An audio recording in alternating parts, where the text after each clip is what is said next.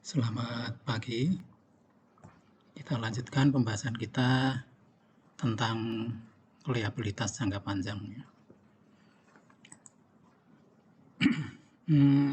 Pada pertemuan yang lalu kita sudah mendiskusikan mengenai obligasi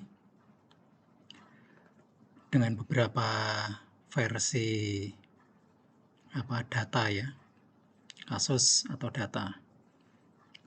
Tapi semuanya itu adalah untuk kasus obligasi yang dikeluarkan pada tanggal bunga.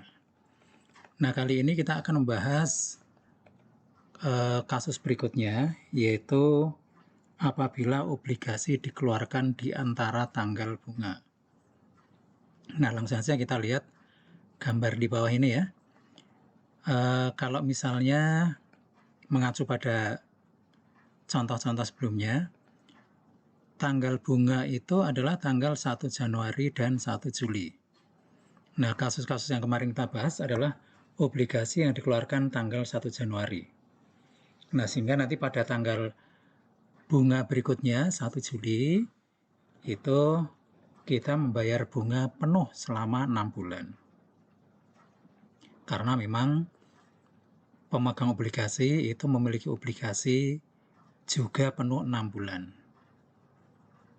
Sehingga dia berhak atas pendapatan bunga 6 bulan, dan bagi kita itu kita juga mengakui adanya mengakui adanya beban bunga itu 6 bulan. Nah, sekarang persoalan yang muncul adalah apabila kita mengeluarkan obligasi tidak pada tanggal bunga. Jadi di antara tanggal bunga, misalnya di sini saya contohkan 1 Maret. 1 Maret kita menjual obligasi. Nah, persoalan itu muncul itu terutama begini. Jika kita menjual obligasi pada tanggal 1 Maret, kemudian sampai dengan 1 Juli, berarti obligasi ini baru beredar selama 4 bulan. Karena baru beredar 4 bulan, maka pemegang obligasi juga hanya berhak atas bunga selama 4 bulan. Ya, selama 4 bulan saja, dari 1 Maret sampai 1 Juli. Nah, yang menjadi persoalan adalah pada tanggal 1 Juli kita akan membayarkan bunga nominal. Kemarin masih ingat ya, nama lain dari bunga nominal adalah bunga kontrak atau bunga yang tertulis di sertifikat obligasi. Sesuai dengan namanya, kontrak, berarti kita akan membayarkan setiap tanggal 1 Juli itu bunga untuk jangka waktu 6 bulan. Ya, 6 bulan. Nah, oleh karena itu, karena pemegang obligasi hanya berhak atas bunga 4 bulan, sementara kita membayarkan 6 bulan, maka bunga yang 2 bulan harus dikembalikan. Ya, harus dikembalikan, dan pengembaliannya itu bukan dilakukan tanggal 1 Juli. Ya, jadi yang 2 bulan itu akan dikembalikan di depan, yaitu pada tanggal 1 Maret. Jadi pada tanggal 1 Maret kita menerima uang yang berasal dari nilai jual obligasi ditambah pengembalian bunga untuk 2 bulan, yaitu 1 Januari sampai 1 Maret. Nah, bunga yang dikembalikan inilah ya, yang dikembalikan di depan inilah yang dikenal dengan bunga berjalan. Oke ya. Saya kira itu penjelasan mengenai bunga berjalan. Nah, oleh karena itu di slide ini penjelasan-penjelasan yang saya tuliskan itu ya sama dengan yang tadi saya jelaskan ya. Ini hanya penjelasan lebih detail lagi, silakan nanti saudara lihat sendiri.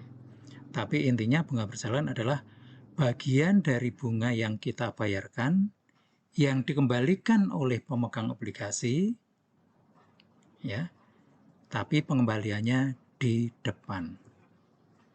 Oke ya, ini nanti bisa dilihat sendiri pada slide ini. Ini juga ya. Nah, kemudian ini ada tambahan juga penjelasan yang menggunakan angka. Ya, misalnya obligasi dikeluarkan tanggal 1 Maret. Kemudian bunga obligasi setiap tanggal 1 Januari dan 1 Juli itu 6 juta. Kemudian pada tanggal 1 Maret, investor atau pembeli harus membayar harga beli plus bunga berjalan atau bagian dari bunga 6 juta yang dikembalikan. Berapa yang dikembalikan? Sebesar 2 juta, yaitu untuk bunga selama 2 bulan, dari Januari sampai Maret. Ya. Nah, nanti pada tanggal 1 Juli, investor atau pemegang obligasi akan menerima pembayaran bunga sebesar 6 bulan penuh, sesuai dengan kontrak yang tertulis dalam sertifikat obligasi, yaitu 6 juta. Sesuai dengan namanya ya, bunga kontrak atau contractual interest. Namun bunga atau hasil yang diakui sebagai pendapatan dari sudut pandang pemegang obligasi itu hanya sebesar 4 juta, yaitu 6 juta minus 2 juta. Karena yang 2 juta itu sesungguhnya merupakan pengembalian uang investor yang dibayarkan kepada penerbit obligasi pada saat penjualan. Ya, yang tadi kita kenal dengan istilah bunga berjalan. Oke, sekarang kita masuk ke kasus-kasus yang lebih lengkap. Kasus yang pertama, obligasi dijual pada nilai nominal. Misalnya pada tanggal 1 Maret 2015, Evermaster mengeluarkan obligasi tertanggal 1 Januari 2015. Jadi tanggal obligasinya 1 Januari 2015. Obligasinya berjangka 5 tahun, nilai nominal 100.000, tingkat bunga nominal atau tingkat bunga kontrak 8%. Bunga dibayar setiap tanggal 1 Juli dan 1 Januari. Nah, jurnal yang dibuat terdiri atas jurnal pengeluaran obligasi dan jurnal pencatatan bunga berjalan sebagai berikut. Nah, ini jurnal untuk mencatat pengeluaran obligasi. Ya, sementara kita sendirikan dulu supaya lebih jelas ya. Kemudian jurnal yang kedua, jurnal untuk mencatat penerimaan bunga berjalan. Nah, bunga berjalan itu adalah bunga sejak tanggal 1 Januari sampai 1 Mei, 4 bulan. Perhitungannya di bawahnya itu. Nominal 100.000 kalikan tingkat bunganya 8%, dikalikan jangka waktunya 4/12. Nah, kita akan mendebit kas, kemudian kreditnya beban bunga. Kadang-kadang ada juga yang mengkredit dengan mengkredit pada akun utang bunga. Boleh, sama saja. Penggunaan akun beban bunga ini sebetulnya untuk menyederhanakan pencatatan akuntansi. Mengapa dikatakan penyederhanaan? Karena nanti pada tanggal 1 Juli ketika kita membayar bunga, kita akan mendebit beban bunga kreditnya kas sebesar penuh 6 bulan. Ya, nanti akan nampak di akun. Kalau kita menggunakan beban bunga nanti lebih simpel. Ya, karena nanti kita akan tahu persis, tidak perlu dihitung ulang. Kita akan tahu persis berapa beban bunga yang diakui untuk periode setengah tahun pertama. Oke, kita lanjutkan ya. Pada tanggal 1 Juli, yaitu 2 bulan setelah pengeluaran obligasi, Evermaster membayar bunga nominal sesuai kontrak, yaitu 6 bulan. Nah, ini perhitungannya ya. Nominal 100.000 kali 8% kali 6/12 sama dengan 4.000. Jurnalnya debit beban bunga, kreditnya kas. Nah, kalau akun beban bunga itu kita lihat sekarang ini, maka akan nampak sebagai berikut. Ya, ini beban bunga. Pada tanggal 1 Mei, kita mengkredit akun ini 2667. Ini ya, 2667. Kemudian pada tanggal 1 Juli, kita mendebit sebesar 4.000. Jadi kalau saat ini kita hitung saldo akun beban bunga, maka beban bunga yang kita lihat di sini saldonya adalah 1333. Ya. Nah, jadi kita tidak perlu menyelenggarakan banyak akun, cukup satu akun, ya, sehingga kita juga lebih cepat dan lebih gampang di dalam memahami serta menghitung berapa beban bunga yang akan kita laporkan di laporan laba rugi. Oke, nah kemudian nanti untuk jurnal berikutnya akhir tahun berikutnya itu sama saja dengan yang kasus yang kita bahas sebelumnya. Ya. Jadi persoalan yang muncul pada obligasi yang dikeluarkan di antara tanggal bunga itu ya biasanya hanya muncul pada awal-awal seperti ini. Kalau sudah di setengah tahun berikutnya, pembayaran bunga berikutnya ini sama dengan yang kita bahas sebelumnya. Nah sekarang contoh yang kedua. Contoh yang kedua masih sama, tapi di sini obligasi dikeluarkan atau dijual dengan premi.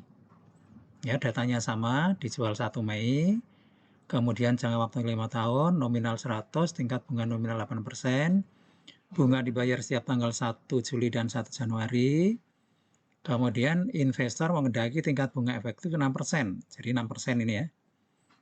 Nah, kita tidak akan bahas lagi bagaimana cara menghitung nilai tunai obligasi yang dijual, ya karena memang sudah kita bahas beberapa kali kemarin ya. Langsung saja dari hasil perhitungan nilai tunai, kita peroleh angka nilai jual obligasi sebesar 108.039. Nah, karena nilai jualnya di atas nominal, berarti kelebihannya kita akui sebagai premi. Dan premi ini akan kita amortisasi selama umur obligasi. Nah, bagaimana jurnal yang harus dibuat? Ya, debit kas, kredit utang obligasi. Ini adalah jurnal untuk mencatat penjualan obligasi. Kemudian yang kedua, ini jurnal untuk mencatat bunga berjalan. Sama dengan tadi, karena memang nominalnya sama, tingkat bunga nominal juga sama. Nah, lalu bagaimana kalau kedua jurnal ini digabung? Boleh. Ya. Jadi prinsipnya dua jurnal itu boleh digabung. Syaratnya yang pertama melibatkan akun yang sama. Nah, di sini kebetulan ada akun yang sama-sama di debit yaitu kas. Tinggal nanti ditambahkan ya. Ya, ditambahkan. Kemudian syarat yang kedua terjadi pada tanggal yang sama. Itu boleh digabung. Bagaimana kalau tidak digabung? Tidak digabung juga tidak ada masalah. Ya, boleh-boleh saja kalau memang dipisahkan semacam ini, itu justru membuat pemahaman saudara menjadi lebih baik. Oke, sudah ya. Nah, kemudian berikutnya kan yang harus kita lakukan adalah nanti menghitung amortisasi premi, kemudian kita membuat jurnal pada tanggal 1 Juli. Nah, sekarang kita lihat. Perusahaan menghitung beban bunga, ya, yang dimaksud dengan beban bunga, kalau obligasi dijual dengan premi atau diskon, beban bunga itu sama dengan bunga efektif. Nah, bunga efektif itu bukan dihitung dari 1 Januari, tapi dari tanggal transaksi, yaitu 1 Mei. Nah, ini perhitungannya ya. Nilai buku obligasi per 1 Mei. Nah, per 1 Mei berarti sama dengan nilai jual ya, 108.039. Kemudian tingkat bunga efektif 6%, ya sudah tinggal dikalikan 6%, tapi dikalikan dengan periodenya 2/12. Jadi kalau mau dihitung ya 108.039 kali 6% kali 2/12. Ya, hasilnya 1080. Nah, lalu jurnalnya sama, ya. Jurnalnya sama. Kalau premi, ini nanti akan amortisasi premi, nanti akan didebitkan ke utang obligasi. Ya. Nah, kemudian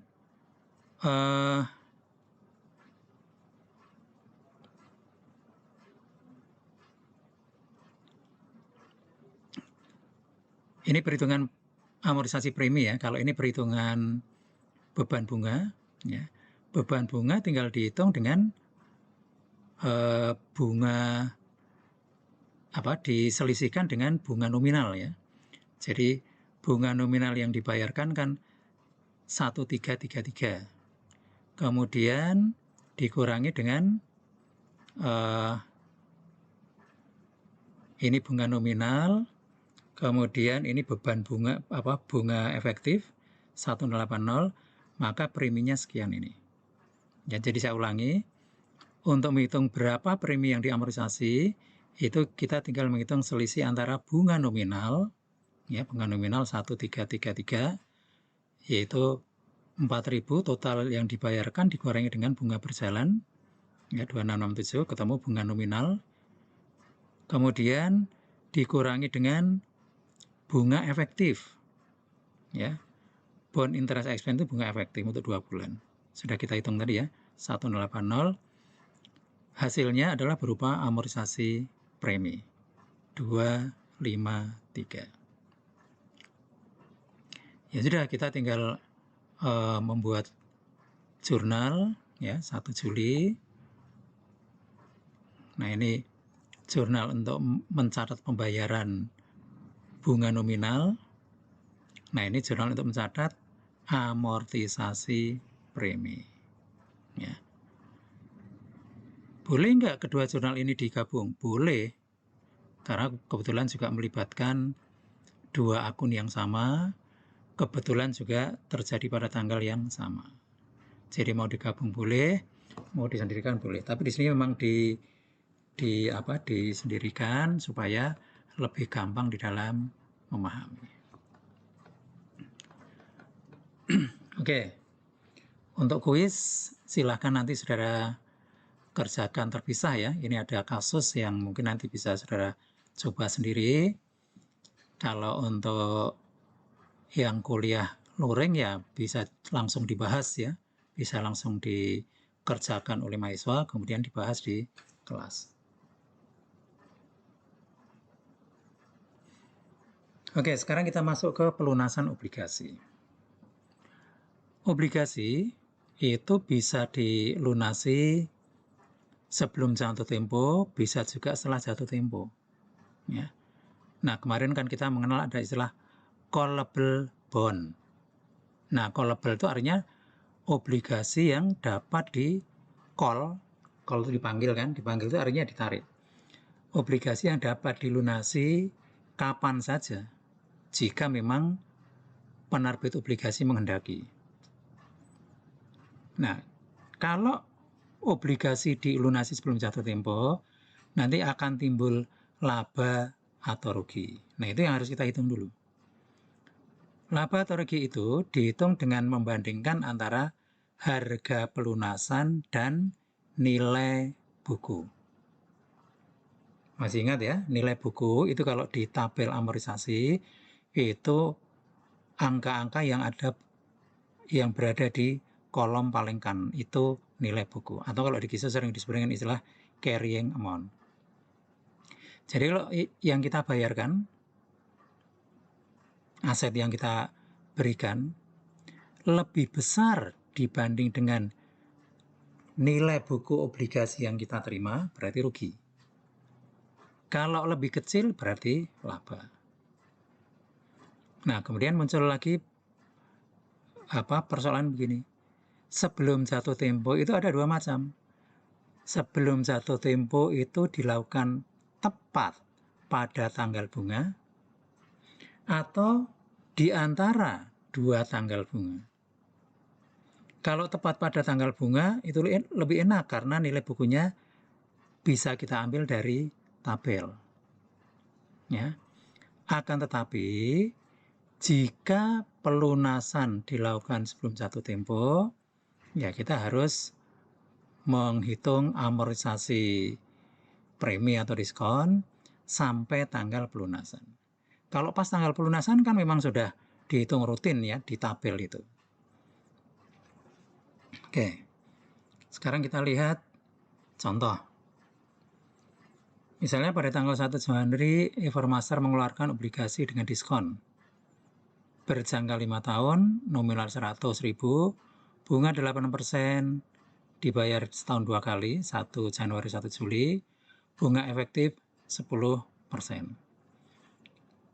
Ya, nah karena dijual dengan diskon, maka nilai jualnya lebih rendah dibanding nilai nominal. Nah ini kita ambil dari kasus kemarin. Kita ambil dari kasus kemarin. Di sini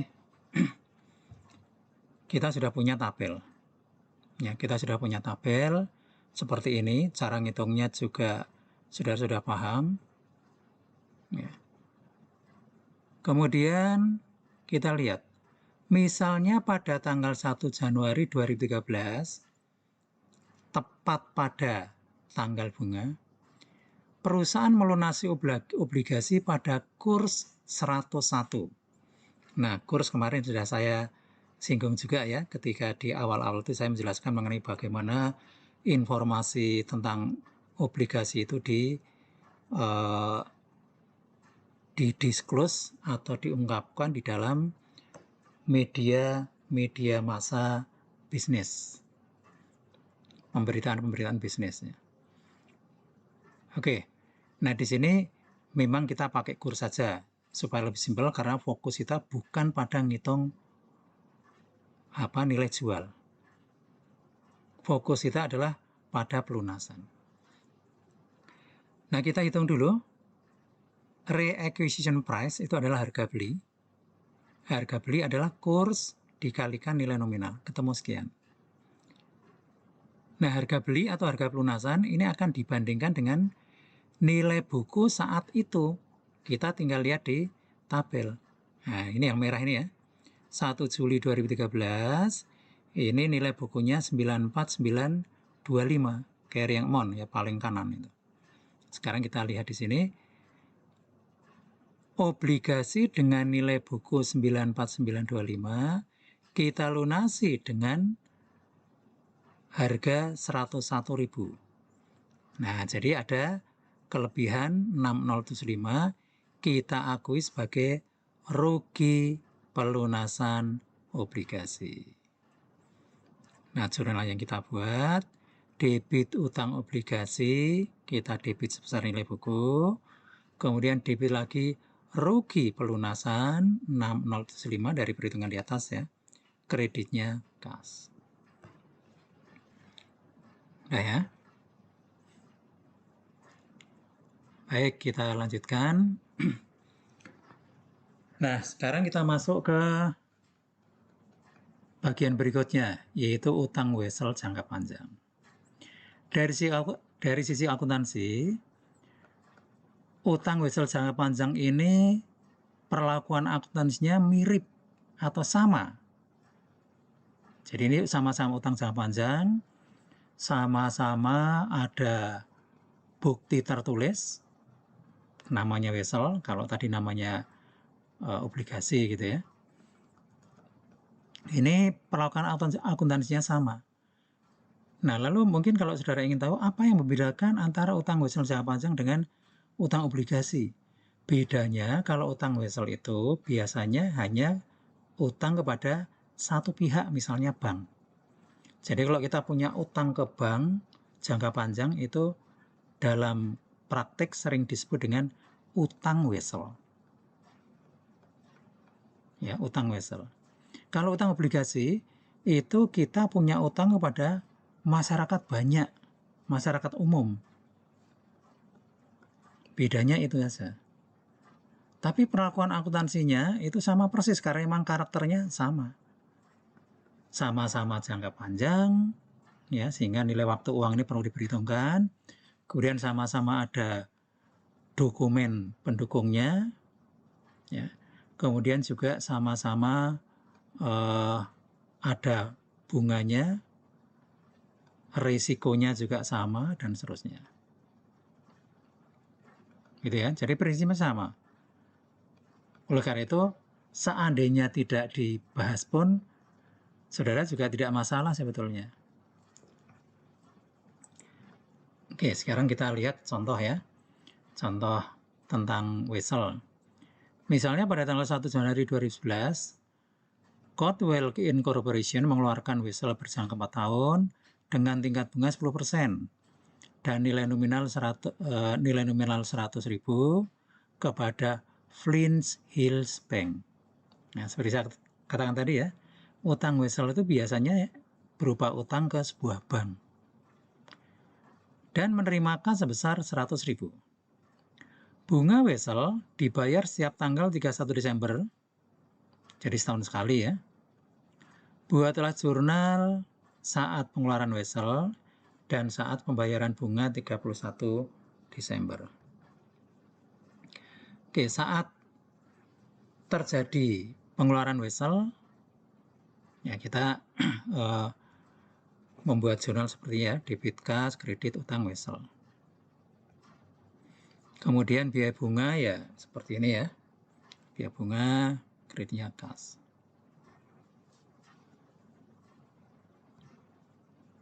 Nah, ini perhitungannya.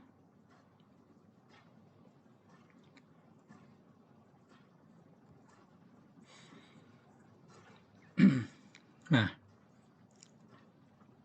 sekarang kita lihat kasus yang kedua, yaitu Wesel tanpa bunga.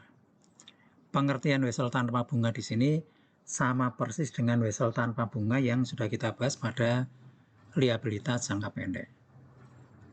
Perusahaan mengakui, tapi tidak mencatat dalam akun tersendiri, selisih antara nilai nominal dan nilai tunai atau kas yang diterima sebagai diskon. Jadi ada diskon tapi tidak dicatat sendiri, jadi persis seperti obligasi tadi. Kemudian perusahaan juga mengamortisasi diskon ini selama umur Wesel. Oke, kita lihat ya. Misalnya pada tanggal 1 Januari 2011, perusahaan mengeluarkan Wesel tanpa bunga berjangka 4 tahun dengan nilai nominal 75.000 kepada Brown Company dan menerima kas sebesar 47663. Jadi nanti di tanggal 1 Tempo kita harus membayar 75.000, tapi saat ini uang yang kita terima hanya 47663. Nah, berarti selisihnya itu sebetulnya sama dengan bunga. Ya, bunga yang dibayar di depan. Tingkat bunga implisit atau efektif saat itu adalah 12%. Buatlah jurnal pada tanggal 1 Januari 2011 saat transaksi dan pengakuan bunga 31 Desember. Oke, karena ini tanpa bunga maka kita tidak perlu membayar bunga alias nol ya. Kita buat tabelnya ya seperti biasa. Ini tanggal 1 Januari 2011 kita cantumkan nilai bukunya. Kemudian 31 Desember 2011 kas yang dibayar atau bunga nominal tidak ada. Kemudian biaya bunga, beban bunga atau bunga efektif itu 12% kali nilai buku. Ya, jadi ini 5720 adalah 12% kali 47663. Nah, karena tidak ada bunga nominalnya, maka diskon yang diamortisasi ya sama dengan ini ya. Sama dengan ini. Nilai buku yang baru adalah nilai buku awal ditambah dengan diskon yang diamortisasi tahun tersebut dan seterusnya. Sehingga nanti pada tanggal 1 Tempo nilai bukunya sama dengan nilai nominal, sama dengan nilai pelunasan sebesar 75.000. Jurnal yang dibuat, ya ini saat terjadinya transaksi, debit kas, kredit, utang wesel. Kemudian akhir tahun kita mendebit biaya bunga, kreditnya utang wesel. Terus nanti setiap akhir tahun seperti itu terus. Oke ya, ini perhitungannya. Nah sekarang bagaimana dengan wesel yang berbunga? Misalnya pada tanggal 1 Januari 2011, perusahaan mengeluarkan wesel berjangka 4 tahun dengan bunga 5%. Nilai nominal 40.000 kepada Green Bus Company. Nah, dari penyerahan wesel ini, perusahaan tidak menerima uang, tapi menerima sebuah komputer yang normalnya memiliki nilai jual 31495. Bunga wesel dibayar setiap tanggal 31 Desember. Tingkat bunga pasar saat itu 12%. Nah, di sini karena nilai tunai utang sudah dicantumkan 31495, maka kita tidak perlu menghitung. Kalau 31495 belum tersedia, maka kita menghitung seperti biasa. Pertama kita menghitung nilai tunai untuk nominal, ya dengan tingkat bunga 5%. Kemudian kita menghitung nilai tunai untuk bunga nominal, ya, bunga nominal 12%, 5% ya. Nah, karena di sini angkanya sudah tersedia semua, kita tidak perlu ngitung lagi. Toh, teknik menghitung present value kita sudah bahas berkali-kali, dan mungkin kalau saudara sudah latihan 1-2 kali ini sudah cukup ya. Nah, langsung saja kita buat tabelnya seperti ini. Ya, cara membuat tabel juga tidak perlu kita bahas lagi. Kita lihat saja 1-2 ya. Yang pertama kita cantumkan nilai buku sesuai dengan nilai tunai yang sudah diketahui di sini. Kemudian bunga nominal atau kas yang dibayar 5% dari nominal, 5% kali 4.000 ketemu sekian. Biaya bunga, ini bunga efektif 12% kali nilai buku awal ketemu 379.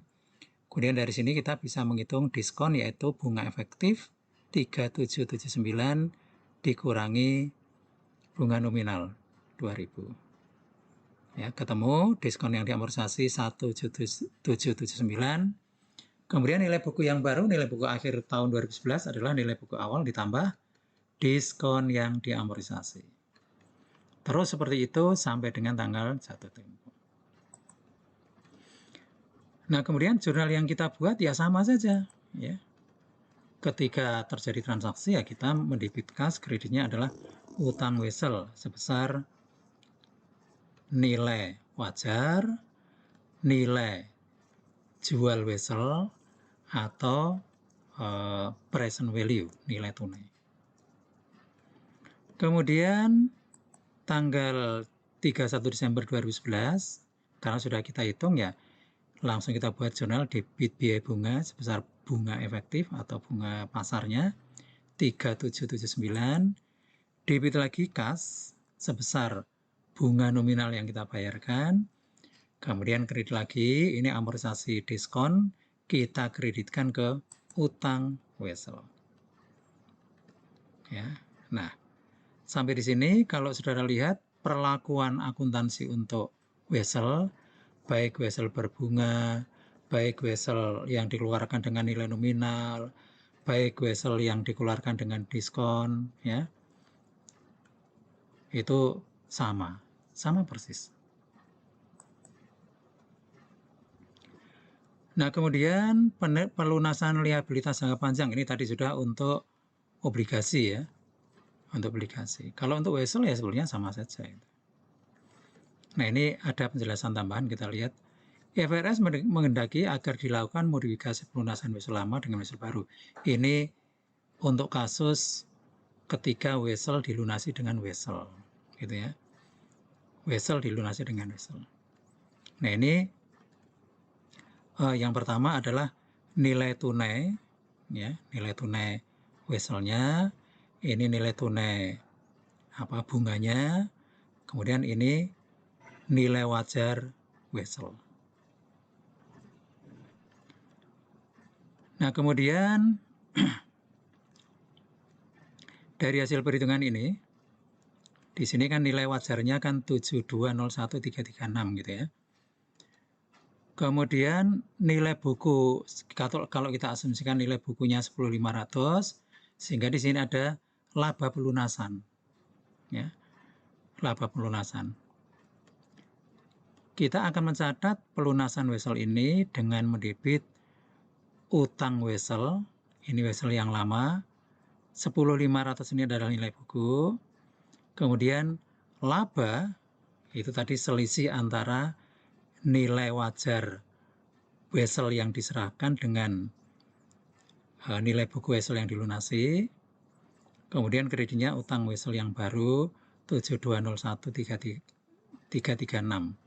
Ini perhitungannya tadi sudah ya di sini. Ini adalah wesel baru yang digunakan untuk melunasi.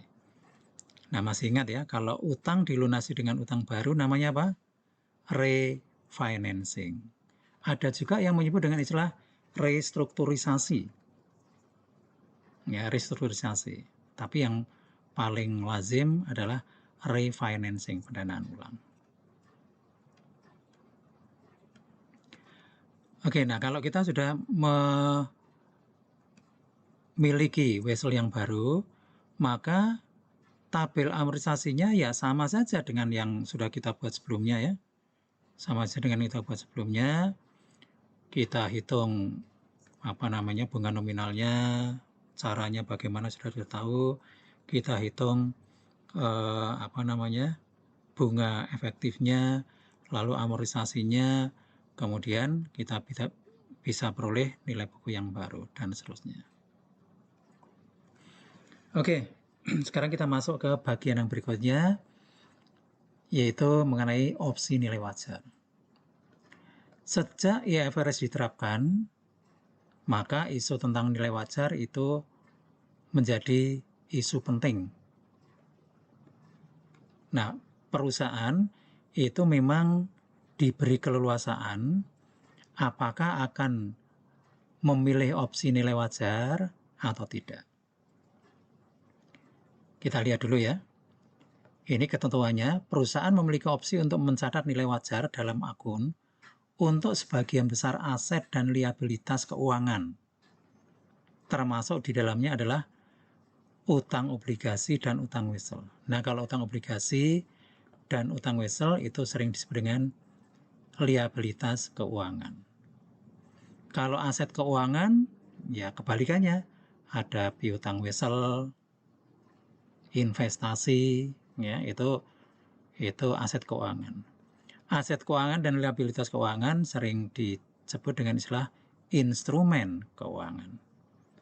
Lalu ini ada kutipan dari penyusun standar akuntansi internasional ya, atau IASB.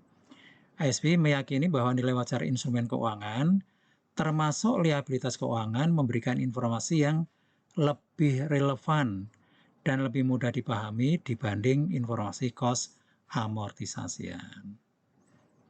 Ya, memang dari sisi relevansi itu informasi yang paling bagus adalah informasi nilai wajar karena memang menggambarkan kondisi terkini.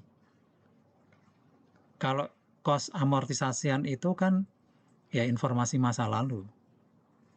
Ya mungkin mengandung unsur relevan tapi tidak sebesar, tidak sebaik informasi nilai wajar. Nah, sekarang bagaimana kita melakukan pengukuran? Masih ingat ya, pengukuran itu merupakan salah satu hal penting di dalam akuntansi. Di dalam akuntansi, sebelum kita mencatat itu yang kita lakukan dulu adalah mengukur, measure, mengukur. Mengukur adalah menentukan nilai. Berapa nilainya? Nah, sebelum mengukur ya kita belum bisa mencatat atau membuat jurnal. Jadi yang paling awal adalah mengukur. Sebelum mengukur apa lagi? Sebelum mengukur adalah mengakui, recognize, mengakui. Kemudian setelah diakui, kemudian mengukur, ya, measure. Nah, kalau mengakui sudah, mengukur sudah, yang ketiga baru mencatat. Nah, ini apa namanya?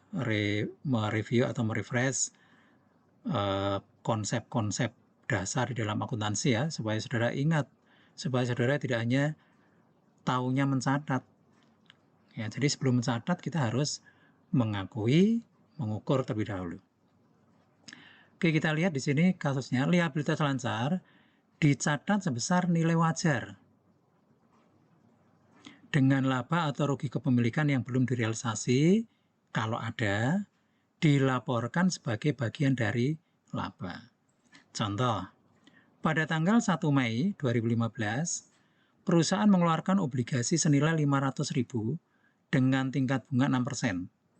Nah, berarti 6% itu adalah bunga nominal. Perusahaan memilih opsi nilai wajar untuk obligasi ini.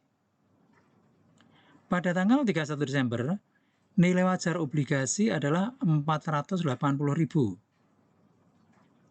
Nah, nilai wajar ini berubah karena tingkat bunga pasar, ya, yang dimaksud dengan bunga pasar adalah bunga pasar uang ya, juga mengalami kenaikan. Dalam praktek memang bunga pasar itu berfluktuasi, naik atau turun sesuai dengan kondisi ekonomi makro. Juga dipengaruhi oleh mekanisme permintaan dan penawaran. Nah, jika perusahaan memilih opsi nilai wajar, maka setiap akhir periode juga harus ada penyesuaian. Oke, kita lihat ya.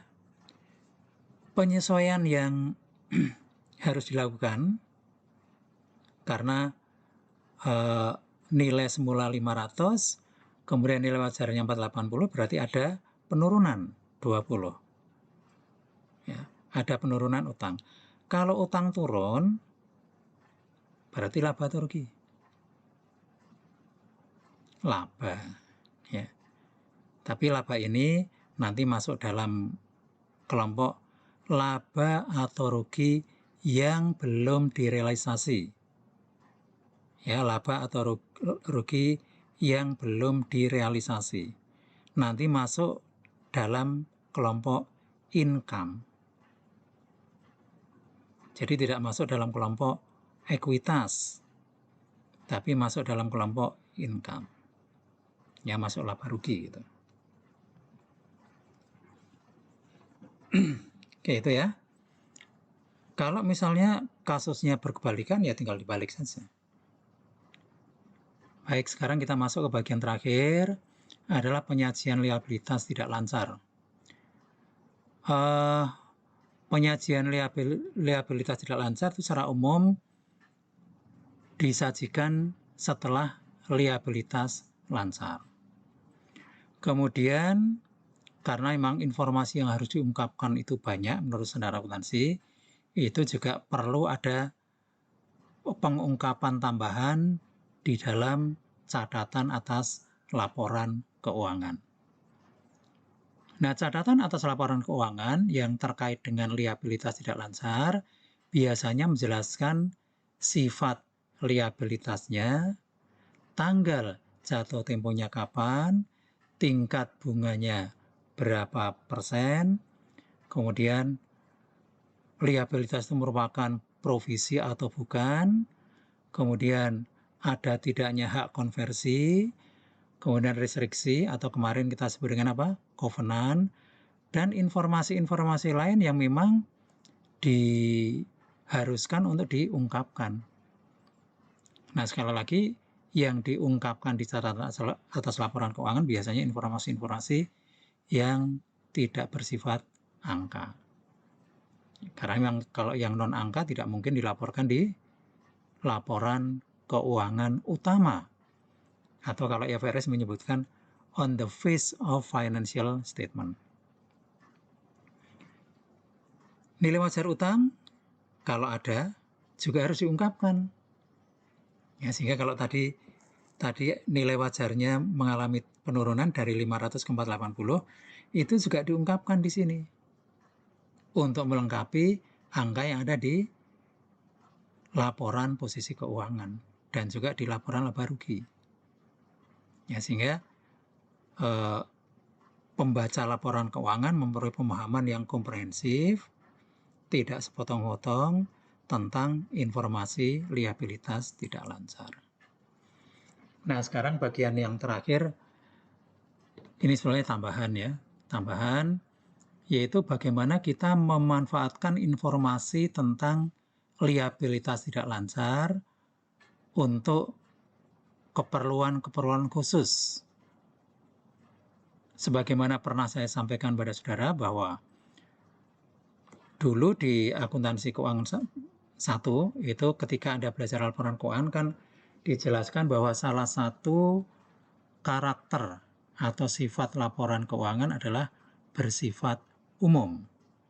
Umum artinya perusahaan cukup membuat satu laporan, tapi laporan itu digunakan oleh siapa saja yang berkepentingan. Entah itu investor, kreditor, pemerintah, masyarakat umum, calon investor, dan sebagainya. Nah, kemudian mereka, para pengguna itu, jika menghendaki informasi yang spesifik, maka mereka harus melakukan satu aktivitas tambahan yang disebut dengan analisis. Nah, ini salah satu hasil analisis rasio dengan menggunakan data liabilitas tidak lancar.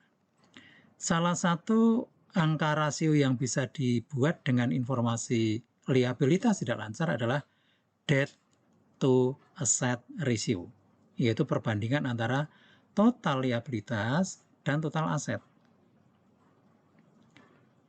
Kalau kemarin kita mengenal current ratio, asset test ratio, itu fokus untuk liabilitas lancar.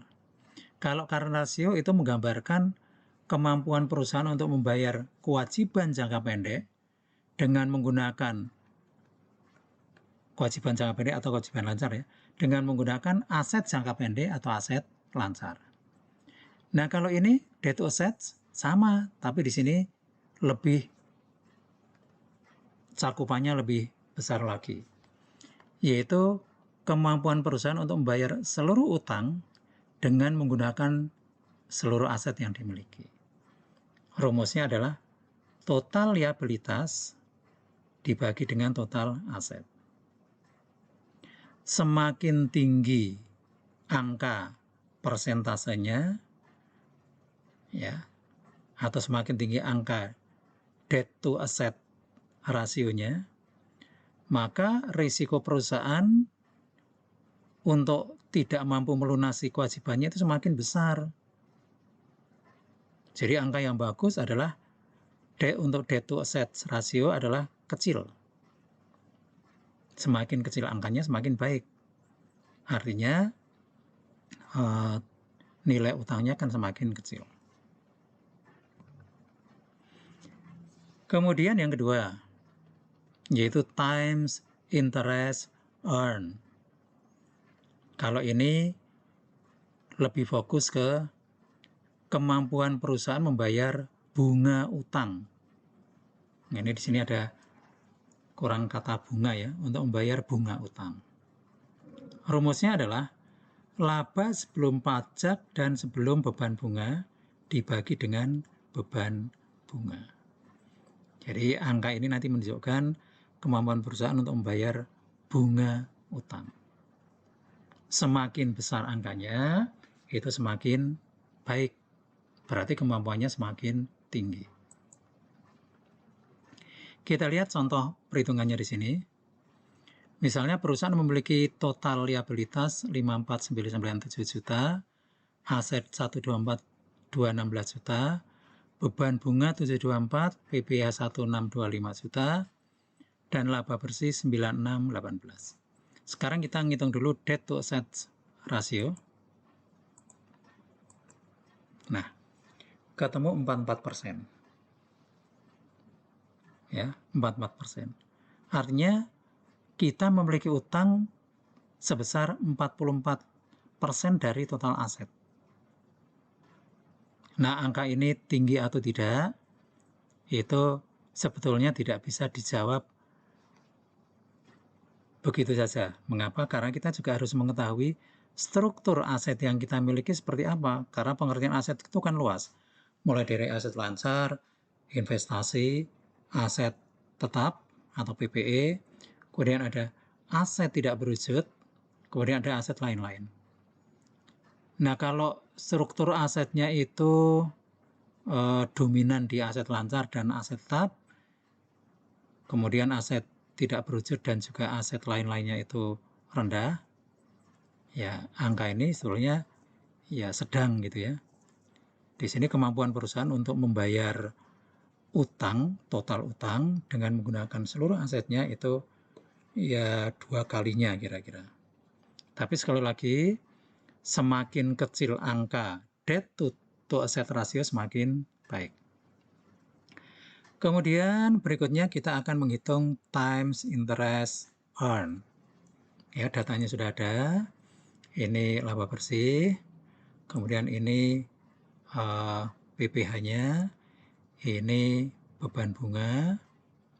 Kemudian ini beban bunga. Ketemu 16,5 kali. Ya. Nah, seperti tadi saya katakan, semakin besar angkanya semakin baik. Artinya di sini kemampuan perusahaan untuk membayar bunga ya, dengan menggunakan laba tahun berjalan itu cukup tinggi. Semakin besar angkanya semakin baik. Oke, saya rasa ini dulu untuk materi kedua dari liabilitas jangka panjang. Nanti elaborasi pemahaman materinya akan dilakukan pada kelas-kelas tutorial dan juga tugas-tugas yang saudara kerjakan.